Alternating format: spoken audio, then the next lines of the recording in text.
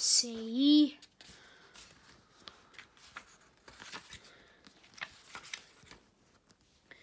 This is a story about Percy, the little green tank engine.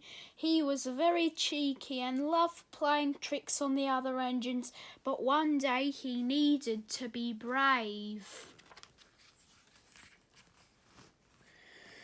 Percy loved playing tricks on the other engines, but these tricks sometimes got him into trouble. One morning, Percy was being very cheeky indeed. "Peep, peep, hurry up," he whistled to Gordon. "Your express train's ready." Gordon thought he was late and came puffing up, but when he looked around, there was only a train of dirty coal trucks. "Ha ha," laughed Percy, but Gordon didn't think it was funny at all. Next it was James's turn. Percy told James to stay in the shed because the Fat Controller was coming to see him. James was a very proud engine and thought that the Fat Controller must want him to pull a special train. He stayed in the shed all day and nothing his driver would make him move. The other engines were very annoyed. They had to do James's work as well as their own.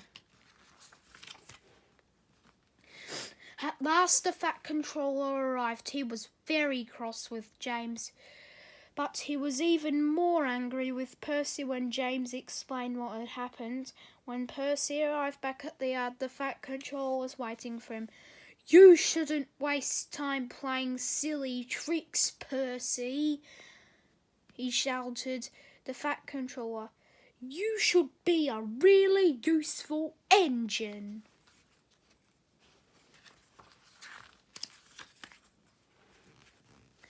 Later that week, Thomas brought the Sunday school children to the beach. He asked Percy if he could take them home for him. Percy thought it sounded like very hard work, but he promised Thomas that he would help. The children had a lovely day, but in the afternoon there were dark clouds overhead. Suddenly the thunder and lightning and rain came lashing down. The children hurried to the station. Annie and Clarabelle were waiting for them at the platform. The children scrambled into the warm carriages. Percy took the children home. "Quickly, please," ordered the station master. The rain poured down on Percy's boiler. He shivered. He thought about pretending that he had broken down so another engine would have to go instead of him. But he remembered his promise. He must make sure the children got home safely.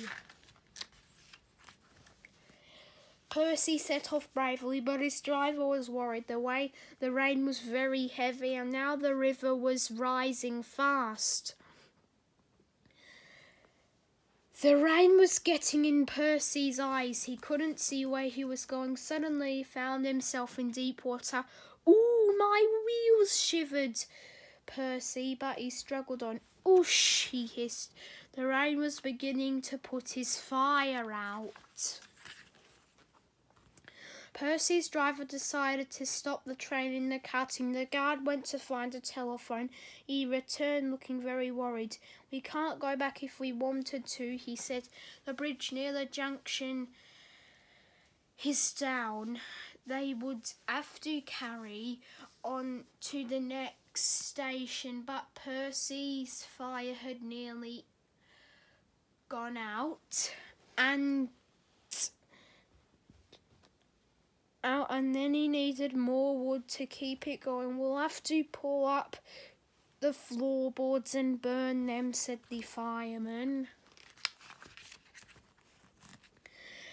Soon they had plenty of wood. Percy's fire burned well and felt warm and comfortable again. Suddenly there became a buzz, buzz, buzz.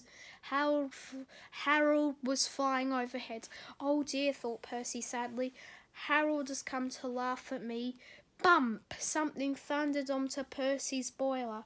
A parachutist landed on top of him. Harold hadn't come to laugh. He was dropping hot drinks for everyone. Everyone had a hot cocoa and felt much better. Percy had got some steam up now. Peep, peep, thank you, Harold, he whistled. Come on, let's go. As Percy started to move, the water began to creep up and up and up. It began to put his fire out again. Oh, shivered Percy. Percy was losing steam, but he bravely carried on. I promise I'll keep my promise. The fireman piled his fire high with wood. I must do it, Percy asked. I must.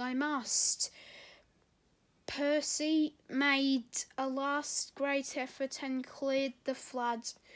3 cheers for Percy, called the vicar, and the children cheered as loudly as they could. Harold arrived with the Fat Controller. Harold told me that you were splendid, Percy, said the Fat Controller. He says he can beat you at some things, but now you are being a submarine. I don't know why you've both been doing, but I know that you've been a really useful engine. Oh, thank you, sir, whispered Percy happily. The news of Percy's adventures soon got back to the station. Gordon and James heard all about Percy. He kept his promise and travelled through the terrible storm to bring the children home safely. They both thought he was very brave and forgot him all for all his tricks. Percy realised that although playing tricks could be fun, it was much more important that he can be a really useful engine. The end.